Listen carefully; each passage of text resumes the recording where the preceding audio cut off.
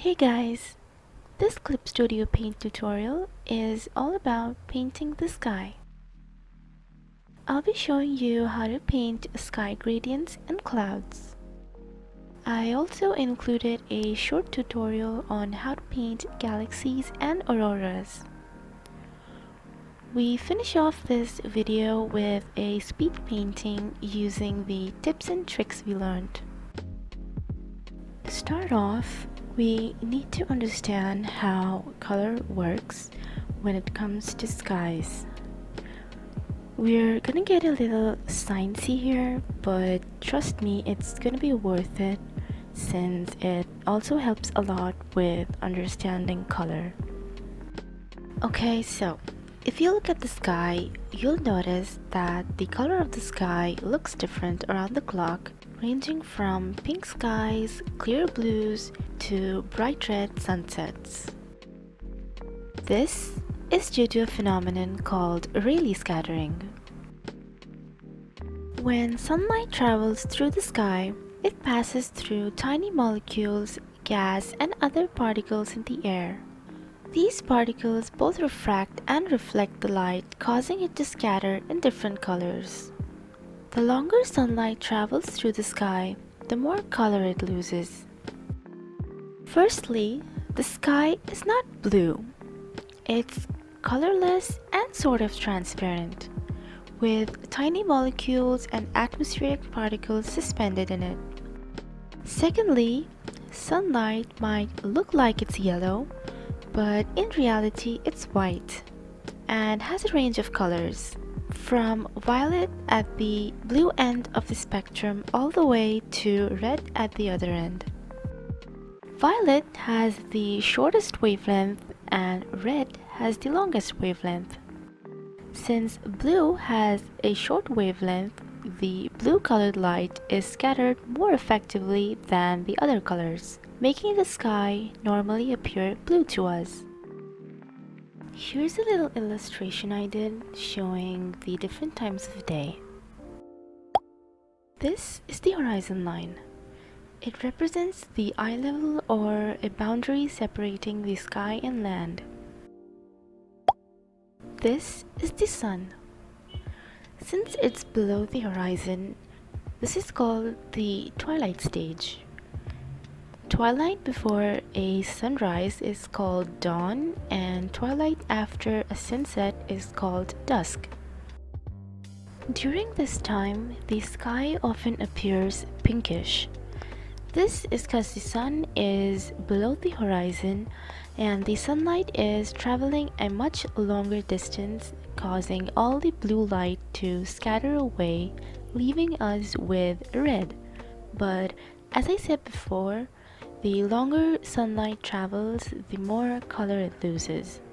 This is why instead of a bright red color, we get to see a dull pinkish color.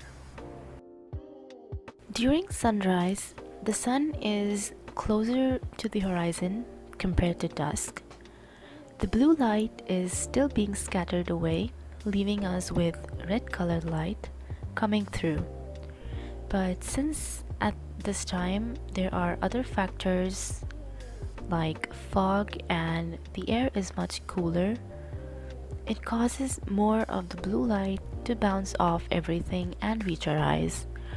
This is why a sunrise can appear more cooler and bluish to our eyes. The morning sky is a softer blue due to the cooler air and the sun now being above the horizon. Sunlight travels a shorter distance, causing the blue light to scatter all over the sky, giving us our typical blue-colored sky during the day. The afternoon sky appears a more crisp and darker blue. This is due to the sun being at the highest point in the sky, allowing sunlight to pass through the least amount of distance and atmosphere, giving us a bright and crisp blue sky. A sunset has the same concept as a sunrise. but sunsets appear much redder to us because the atmosphere has been warming up all day, so it now has more water vapor and dust particles. So when the red light is passing through the atmosphere, it scatters much more strongly due to the presence of all these particles compared to a typical sunrise.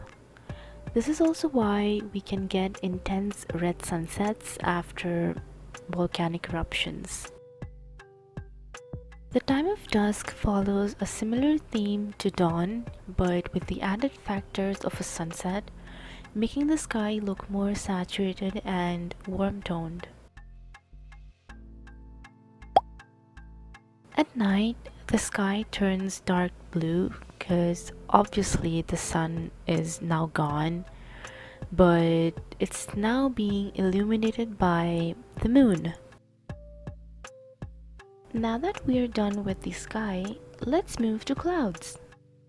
Clouds are basically just water droplets or ice crystals stuck together, floating away in the sky. Clouds are not actually white, but mostly a pure white because when white light hits a cloud, it reflects and bounces back due to all the water droplets and ice. So when white light is bounced back, we get back white. This is also why clouds can change color depending on the time of day. Now that we are done with the science, we can now move to the artsy stuff. When you're drawing skies, it's usually different gradient of colors. You can get this gradient effect by either using the gradient tool or painting it freehand and blending it with blend tool. The brush that I'm using blends the color on the canvas as we paint, just like how a real paintbrush would do.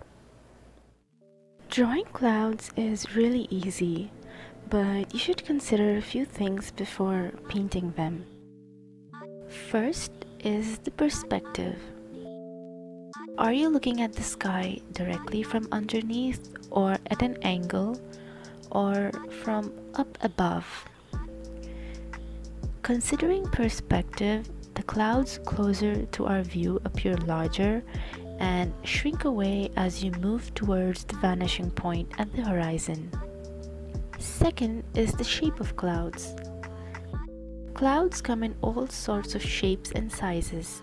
They're like 3D shapes, like 3D objects, and painting them as such instead of plain 2D clouds make them blend along with all our other 3D shapes around us. Third is the direction of light. This depends on the position of our light source and where it hits the strongest. During a sunset, the clouds are illuminated from below, and if it's morning or afternoon, they are illuminated from above. Fourth is shadows. When there is light hitting an object, there's also a shadow it casts. Shadows depend on the direction of light and shapes of clouds. Since clouds are like 3D objects, clumps of cloud in front cast shadows on the clumps of clouds behind them. That's how you know where to draw the shadows and where to draw the light.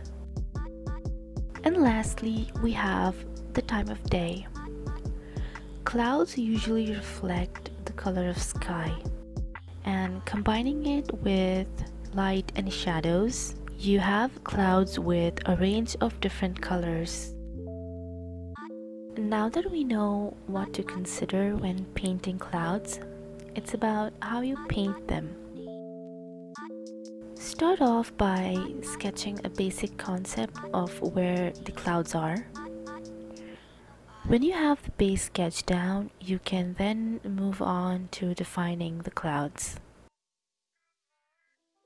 Avoid using pure white or pure black as clouds are always reflecting some type of colored light. It's usually a more diffused version from the light of source, or a more diffused version of the color of sky. I usually use a brush that blends as I paint and go in circular motions to get that fluffy cloud-like effect. You can also use specific cloud brushes that you can download for free from Clip Studio sets. Drawing clouds on separate layers help if that's what you're comfortable with, but since clouds have these really irregular shapes, we have lots of freedom while painting and not much to worry about as long as everything is within perspective. Here I'm drawing a sunset sky.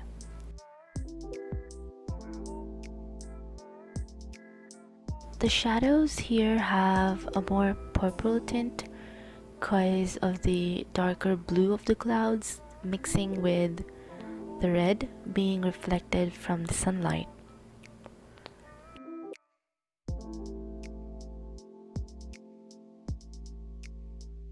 As this is a sunset, the clouds are being lit from below, giving them red and orange highlights.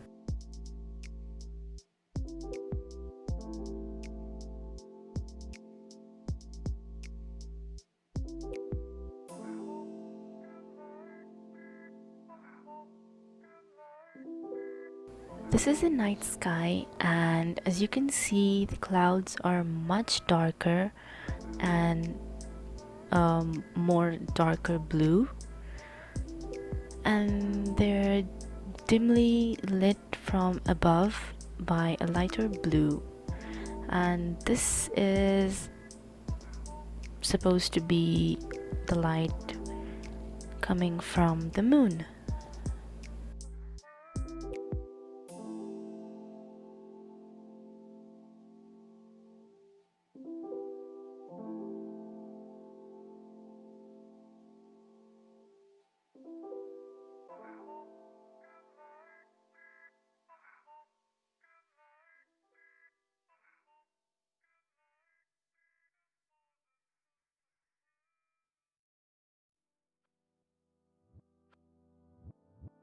This is a regular twilight sky, and the sky is more of a pinkish purple color.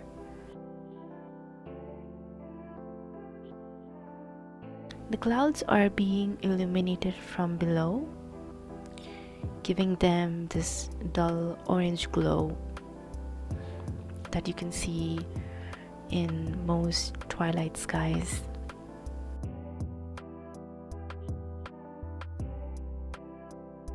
When I'm painting clouds, I usually do a lot of blending, as you can see, but I try to make sure that I have both hard and soft edges to the clouds so they don't end up looking too soft.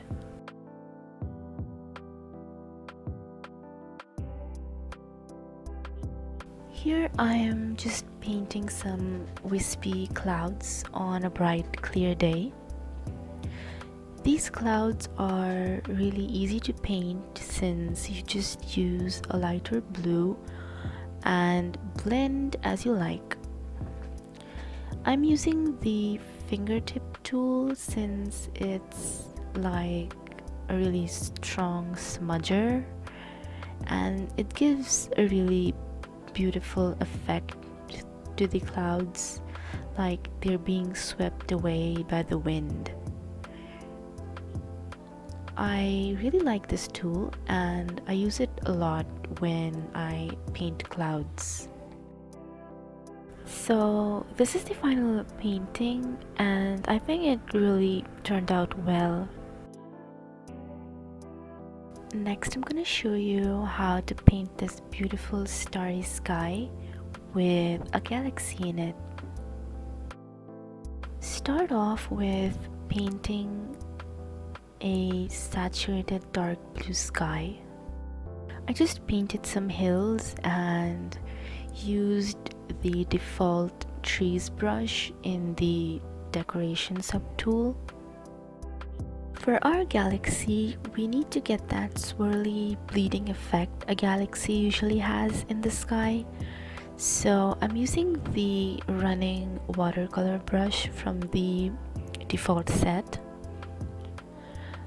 I used a bright saturated blue for this and laid out the initial position of where I want my galaxy to be in the sky.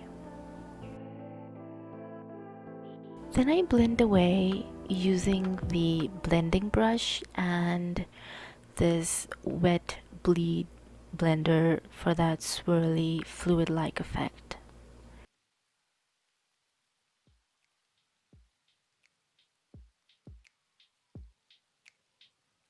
I repeat this a few more times with bright blues and bright purples to get that cool glowy effect.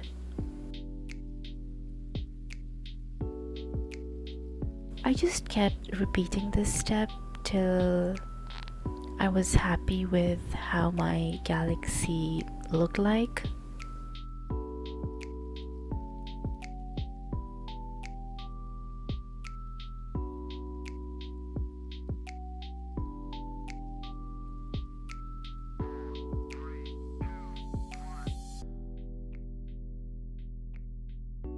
Another useful tip if you want your layer to look more bright and glowy is to copy and paste the same layer on top.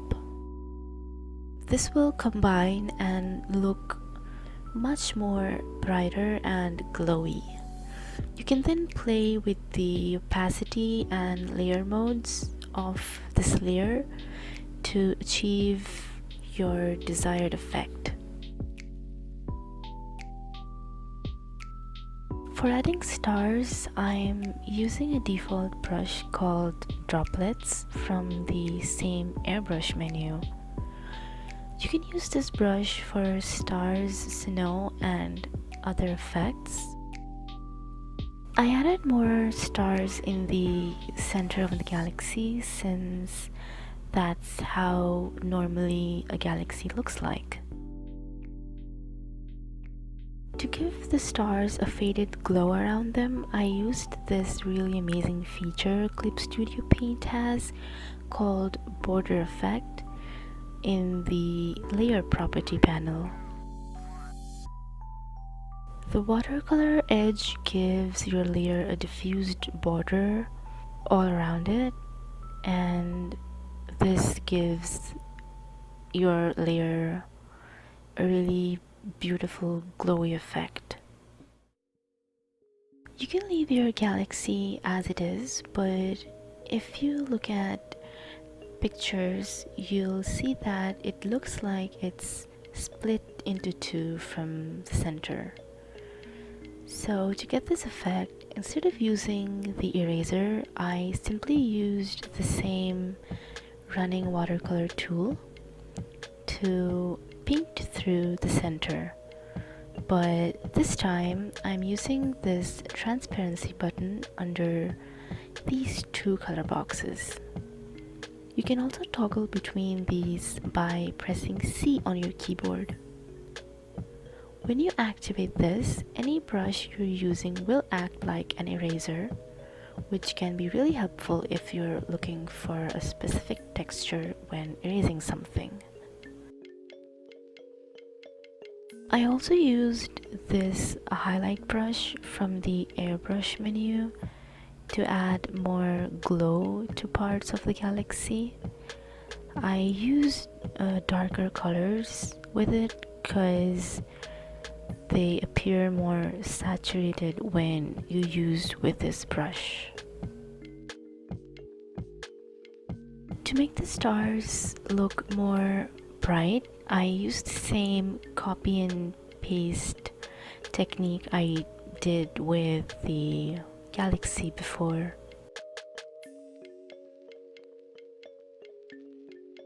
After I'm happy with how it looks, I define it by blending away the edges and making it look swirly and flowy. And I add some highlights to the edges for the glow. And that's our beautiful galaxy sky. Next, I'm gonna show you how to draw these stunning aurora borealis. Auroras are best seen at night and mostly consist of bright neon colors like green, blue, pinks, and also sometimes red. To draw the auroras, we need to yet again consider the perspectives. Auroras are wavy in nature, and when viewed at an angle from below, they look like they're blending away towards the atmosphere. So to start off, I'm picking a bright neon green and drawing some wavy lines till I'm happy with how they look. Next, to get this really cool effect as if the light is smoothly blending towards the sky, I use the motion blur filter.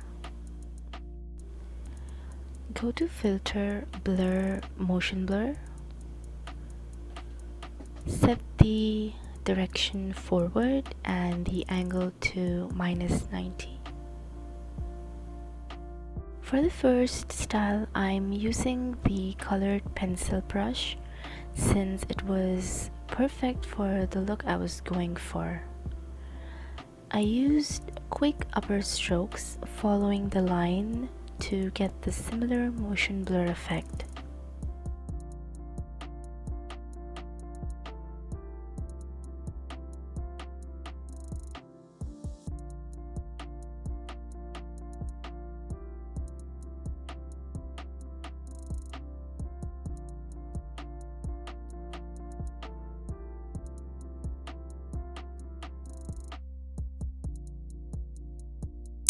Using more of the motion blur filter, you can multiply this effect and get a smoother blend as it also blurs everything along the way.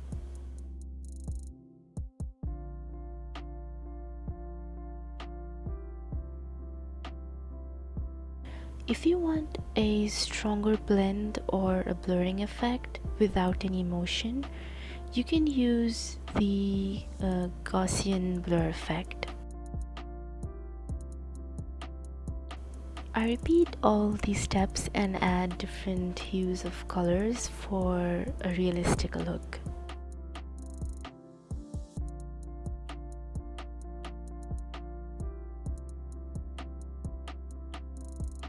Since auroras are wavy and irregular, it can be really fun to keep blending the top and bottom without having to worry about a perfect look.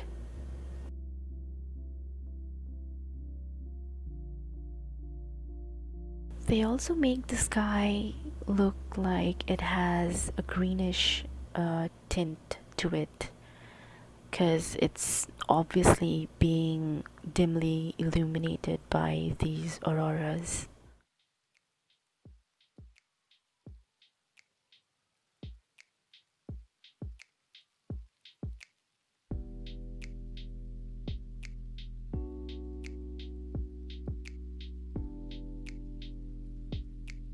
Remember to use the copy paste tip I showed you earlier if you want a more brighter look.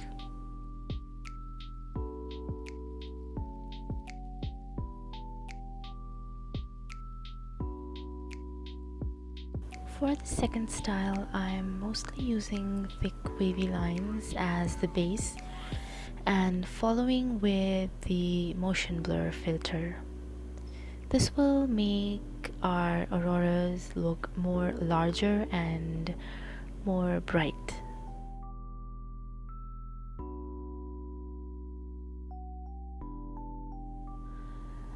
I use the Gaussian blur and the blend tool to make the harsher lines look more softer.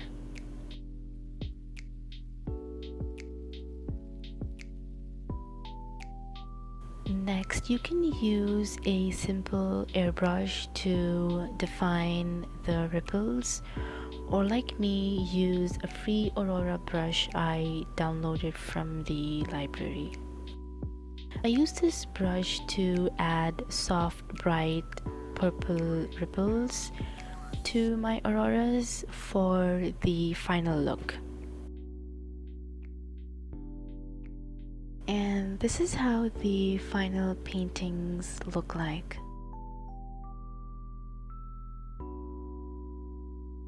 Last but not least, here's a speed paint I did using all the techniques I talked about. For this painting, I wanted to draw a girl with her cat watching these floating lanterns on a dreamy magical night. There's obviously the moon, a galaxy across the sky, and lots of clouds that are in a circular perspective surrounding the landscape. So I started off with hand painting the sky gradient. I usually avoid using the gradient tool as I personally like a more painterly look.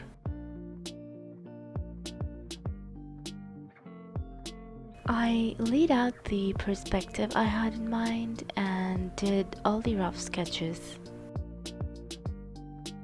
Starting off with loose sketches and scribbles really help you with the flow and letting your mind come up with all the inspiration and ideas. Here I'm painting the galaxy, applying the same techniques I explained earlier. It's gonna be a galaxy with lots of blues and purples swirling together.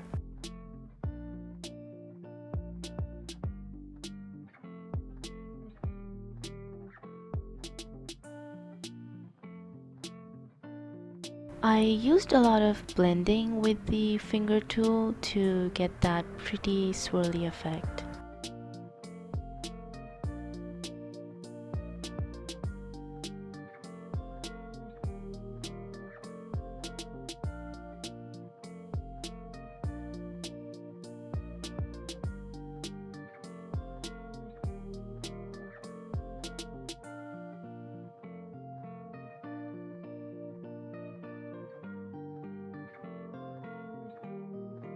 Next, I draw the moon. I used a bright blue instead of pure white as you use it only for the brightest and tiniest highlights. If you used pure white, it'll look way too bright and completely throws the painting off balance. The same applies to using pure black. To make the moon look all glowy, I just use a soft airbrush on a layer behind it using some intense blues. You might think of using a very lighter blue for this effect, but it'll just come out very desaturated and washed out. So instead, you use darker blues and build up the color with the soft airbrush so it blends and appears like bright moonlight. I used the watercolor edge effect on the moon to give it a soft glow to get rid of the harsh lines instead of manually blending it and ruining the shape.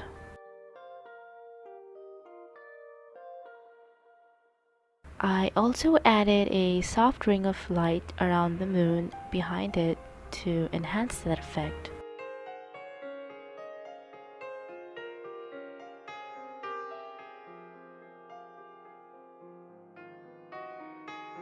Next, I add the stars. I used a free star brush I got from the Clip Studio library, which I'll link in the description box below. I also refined the land and added some more hills in the distance. Here I'm painting the grass that's supposed to be in the foreground.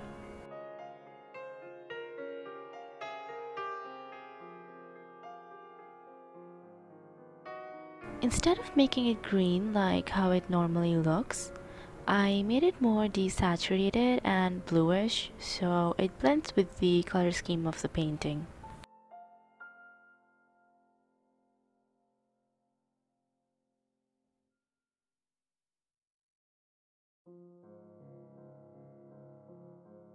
Next, I'm painting the clouds. I'm staying within the perspective I had in mind as much as possible, since it's essential for the painting to come together.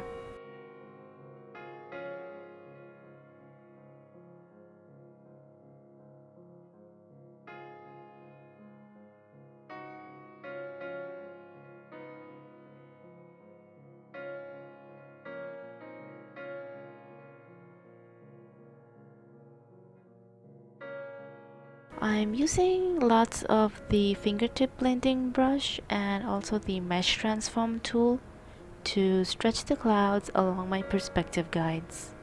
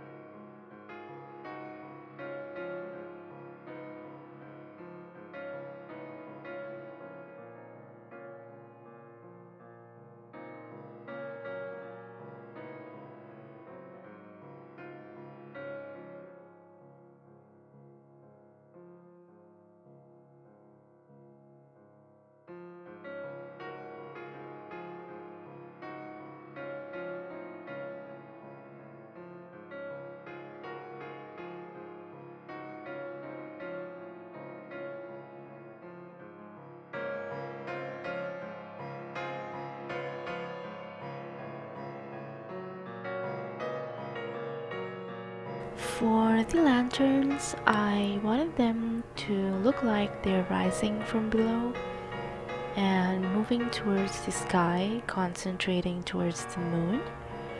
So I drew them larger when they're close to the ground and smaller as they move towards the sky. I just used an orange color and roughly drew the shapes however I liked, then refining them afterwards. I used the same moonlight technique and watercolor edge technique to make the lanterns look like they're glowing. I made them more glowy and saturated at the bottom because that's how lanterns usually look like, as they have a flame at their base. For the girl and the cat, I just drew some loose rough shapes, and since this is a night scene, there weren't a lot of details to consider. I just had to get the right proportions.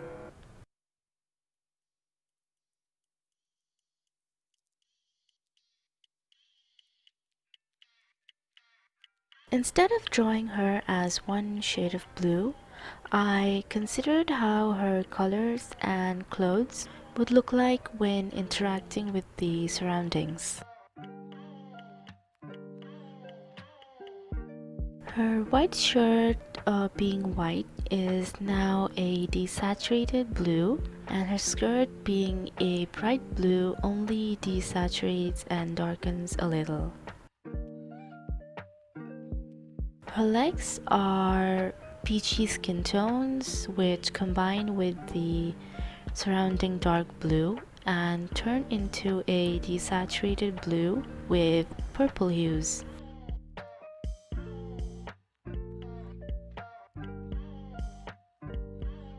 I added some orange light from the lanterns around the girl and cat since they're facing them, and I also added the same orange light over to the clouds since they'll be reflecting it as well. Here I'm using the highlight brush to make the lanterns look more bright.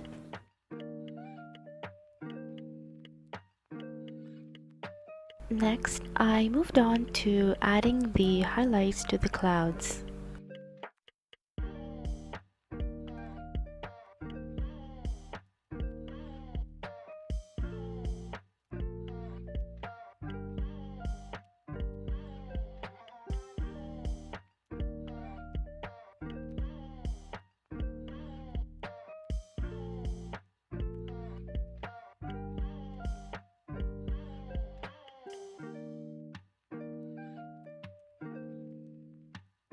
Here I'm just experimenting with the lighting and further refining the lanterns.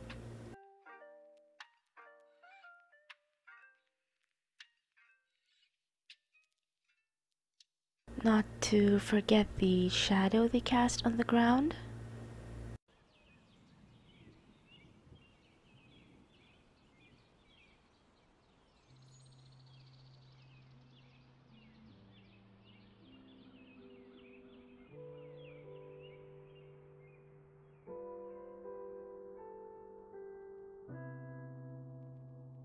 Since this is supposed to be the foreground, it's gonna look more blurry to our eyes, just like how it is in pictures. So to get this effect, I used the Gaussian blur filter.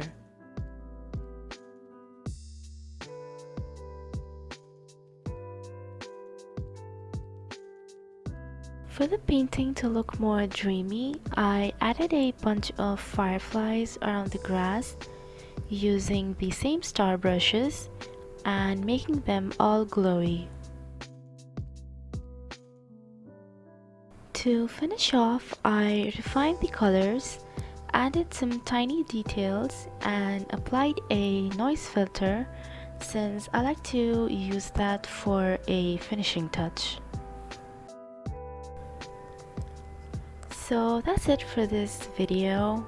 It was long, yes, but I hope you were able to learn something from it and will be able to apply it in your future paintings. I'll be doing more speed paints and clip studio tutorials, so if you want to watch more, please don't forget to subscribe and like this video. Thanks for watching. Bye!